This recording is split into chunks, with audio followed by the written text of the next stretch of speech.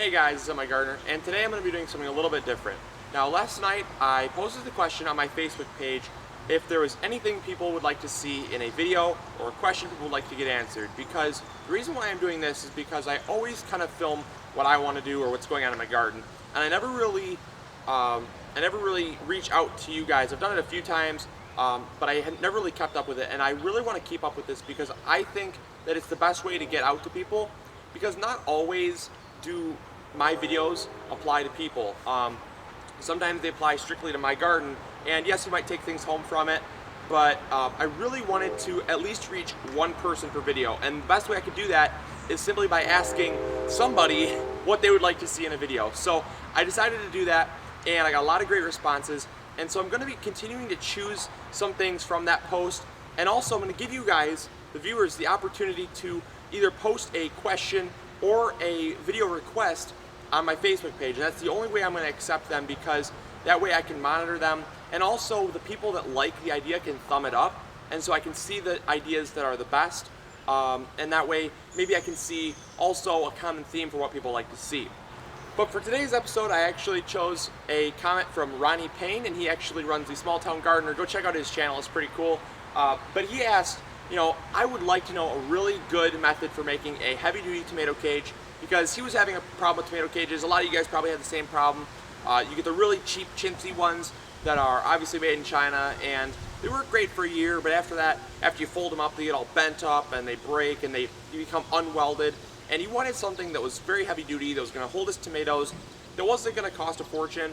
Cost wasn't a big factor for him, but he doesn't obviously want to spend $20. Like, I've seen some of the tomato cages, like the Texas tomato cage, costs like about $15-20, which is really expensive in my opinion, and you're just not going to get the use out of it to have it pay for itself.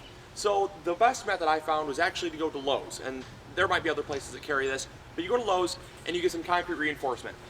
One sheet right here cost me $6.50. But if you also get Lowe's Rewards, or sometimes you can get them on sale, you can get them for a little bit cheaper. Or if you have a lot of tomatoes and you want to make a lot of tomato cages, get the rolls. They sell a 150 foot roll of the same stuff for about $90. So you're going to get a ton of tomato cages for the same price. Now, we're not going to use this whole thing because we don't want a massive overkill cage. We want something with about 2 feet in diameter that's going to hold the tomatoes up, and also it provides really easy access to grab the tomatoes, which is a great feature of this. And I'm going to show you one way that you can make this tomato cage with only one tool, and that's this. This is a pair of bolt cutters. Obviously a bigger pair would be better, but these still work. And all you need is this sheet of concrete reinforcement, the bolt cutters, and you got yourself a tomato cage. So it's pretty cool, it's very inexpensive, and it's going to last a long time because this stuff's very heavy duty and it's good quality. So come on in close, I'll show you how to do it. Alright, so when you have your sheet like this, obviously it's going to be flat. I folded this so I can get it in my car because I don't have the ability to stick a very large portion of, wow, those birds are really going off over there. Man. Alright, okay, so just ignore the birds. These are going to come in a really flat sheet, but I obviously folded this. So what you're going to do is down one side of it, you're just going to come about 2 squares in, because they do have these squares here. They're about 3 inches long by 3 inches wide, or maybe 4 inches by 4 inches, I don't know. But you're just going to come in about halfway of this third block. You're going to come halfway, so 2.5 blocks in, and you're just going to make a cut right along each side. Now, do be careful with this. I would strongly advise having gloves. If you don't have gloves, go get a pair, because nobody needs a tetanus shot. And kids, make sure you ask your parents before you do this. This is definitely not the safest project, but you got to do what you got to do. And I have hurt myself making these before. Last year, I actually cut into my finger and ended up with a pretty decent amount of stitches. So it's definitely not a job for little kids, but for you adults out there, it's going to definitely do a job well done. And like I said, bigger bolt cutters would definitely be safer. All right. And when you cut these, watch out, because sometimes the ends have a tendency to spring, and I don't want anybody to get poked because these ends are very sharp. All right, so you're gonna end up with a piece like this that's 2.5 squares long. You can discard that, find a use for it. They do make really great bean trellises, I found, for peas. But then you're left with a sheet that's just like this. Now I'm gonna zoom you guys out really quick so I can show you the whole thing, because the next step is pretty crucial. Actually, I'm gonna leave you guys zoomed in, and I'm gonna do the next step, which is actually make the bottom of the cage. Now you're gonna choose one side to be the bottom, and it's the long side. The short side is going to be part of the roll of the tomato cage, and then the bottom here, this bottom, is actually going to be the bottom that sticks in the ground. And there's a really simple way to do that, and it's simply to do a method of just going the last long bar that comes across here. You're going to go right next to that and just cut it. So you're left with a whole 4 inches of just this stray metal here. And this will actually stick it in the ground, and it's going to support the cage. All right, so I decided to bring you guys over to the driveway because it's a lot easier to see. I do apologize about that, but we're at the crucial point now where we're making the construction of the tomato cage. So you got one end with a loose end here, and then you got the bottom with the loose ends there.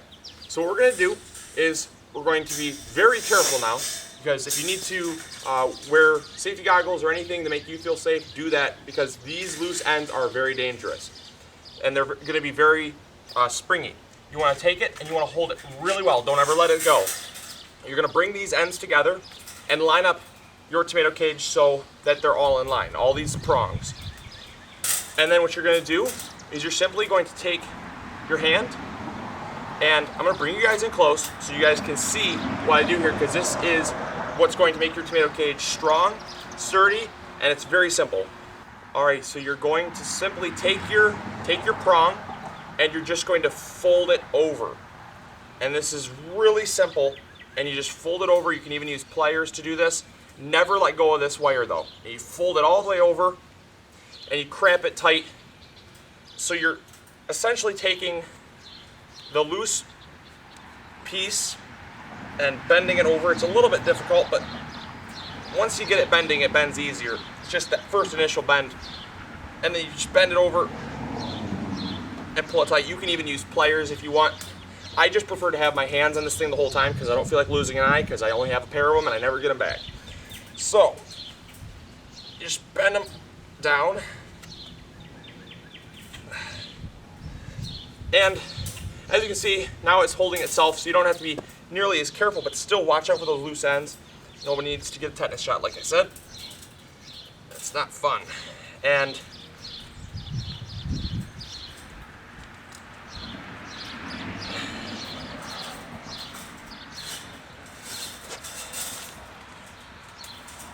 you're gonna just pull these around.